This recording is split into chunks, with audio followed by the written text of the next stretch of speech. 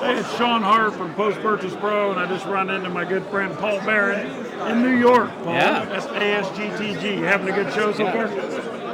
Yeah, I am. You are. I'm a little. It's funny. I shouldn't be tired because it's only a 2-hour time difference, but a little bit jet lag. Oh, you're in Mountain Time. Yeah, Mountain right? Time. Okay. Yeah. See, I was in Central, but now I'm in Eastern Time because I'm in Indiana. Yeah. So as we approach 2023, Paul, what should sellers be thinking about? It's the same thing that I've said for the past 5 years. You need to think about branding. You need to think about audience building. You need to think about traffic, and all of those things tie together. Because as Amazon continues to grow, there's Amazon Pay now, right? Or not Pay. Pay with Prime. Pay with Prime. Pay with Prime, okay. Right? So they're actually here at this event. They are here, but I guess it's an extension of Amazon Pay. And what Amazon is seeing, and in order for Amazon to grow and to continue to get market share, they've got to attract brands that care about branding, that care about their audience. And not only that, in order for you to grow as a brand, you need to think about those things because, when we started, that was 7 years ago. You could still use, spaghetti in a box and it would sell. I could sell my leftovers on Amazon and it would sell. Somebody would buy it, yeah. And you could get it ranked for apples in a box. Yeah, it's not like that anymore though. Right. You have to have a competitive listing, and you have to pay attention to high quality photos. You have to pay attention to your A+ content, your used to be EBC or enhanced brand content, right? You have to have a good brand story. And so when people are searching on Amazon, what they're looking for is a combination of price and social proof. Okay. Social proof isn't just contained to Amazon. Oftentimes what people are going to do is they're going to start their search off Amazon. They're going to say okay, so what I'm going to buy the best microphone. We'll just use this as an example. Rode mic? Right, Rode mic. Right. People will start their search off Amazon. Okay. And they're going to look at reviews, and then they're going to go to Amazon and they're going to see if the reviews match on Amazon what they say off Amazon. Okay. Right? And then they're going to make their purchasing decision based on those things. So if you are not paying attention to your presence off Amazon, which includes audience building, okay, because the best place that you can get reviews is by engaging with customers and caring about... Isn't that the only place to get reviews? From your customers? Well, obviously, but engaging with them and having a conversation with them. Okay. And not just hoping that your customers are going to leave a review just because. But if you have some sort of ascension path where Post Purchase Pro, for example, right? You have product inserts, you follow up with them. Attention-getting marketing devices. Exactly. You have to be building an audience. You have to be building a fan base that you can communicate with when, how, and where you choose, or when, how, and where they choose to be communicated with. Okay. So that's why you need to be paying attention to those things. Good advice. Yes. So other challenges for sellers in 2023, Paul, and then we'll talk about how we can further influence this relationship building. So what are the other challenges that sellers are going to face that are going to be unique to this year that we haven't seen in the past, and what should we do about it? Well, we're going to definitely be seeing heightened sensitivity to economic pressures. Okay. I think that this is my own personal opinion. With everything that's going on in the Ukraine, I think there's going to be a lot more food shortages that are felt more worldwide. We're not necessarily going to feel those as much in America. I think that we're going to feel the price increase. I think that this recession that's been looming is going to continue to get bigger, and it's just like social proof. What's true in people's minds is true in reality. Sure. So as people continue to talk about the recession or feel this recession coming, they're going to feel it more emotionally.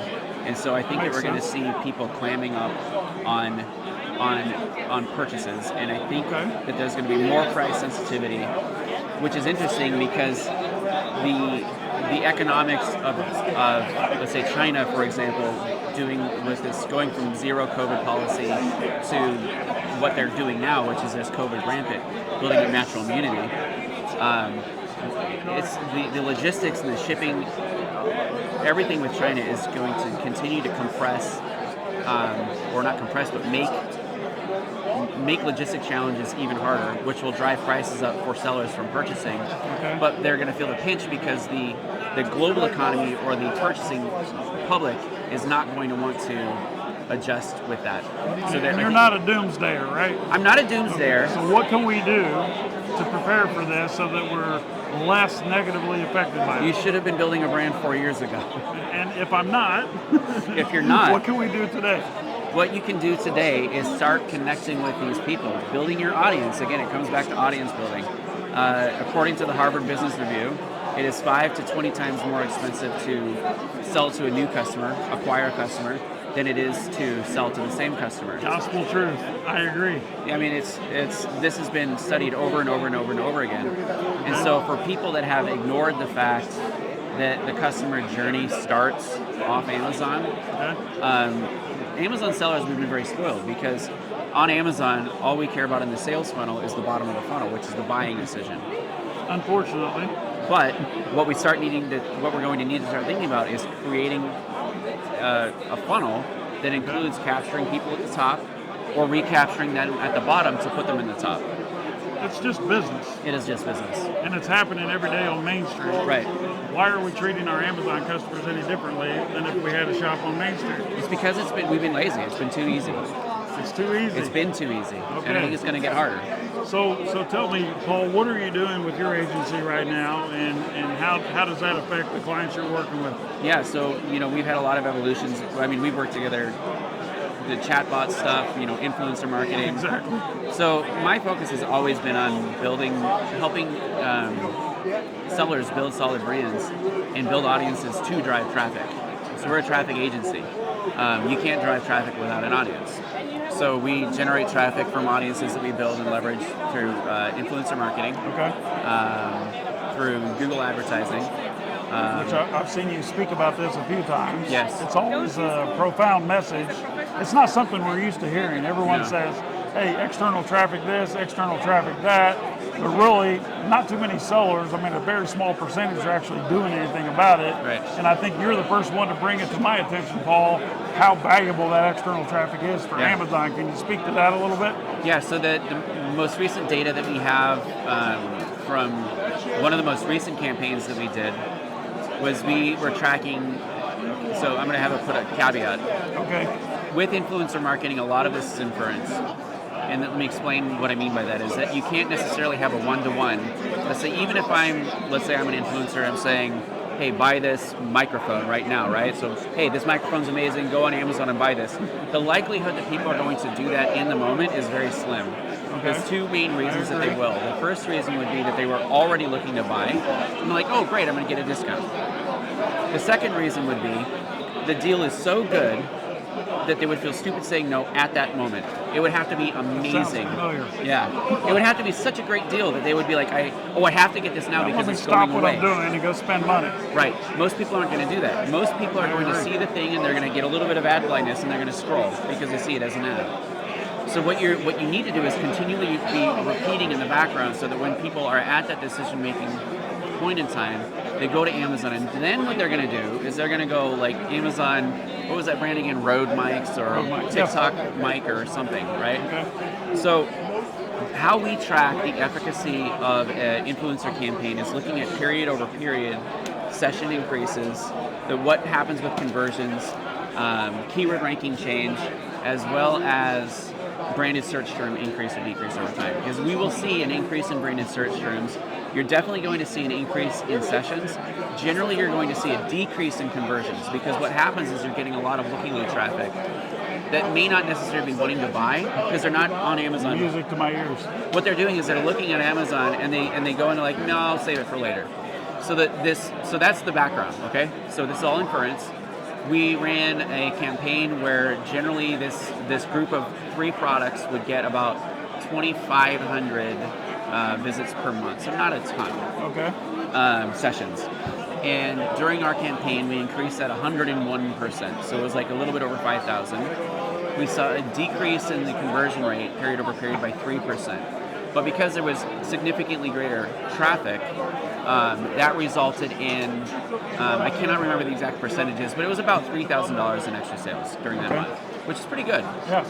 Now, if you have this as a part of a cohesive marketing strategy, and you have a bottom of funnel where you're taking them from the bottom and putting them back in the top, then you're going to see a good return on investment for your lifetime value.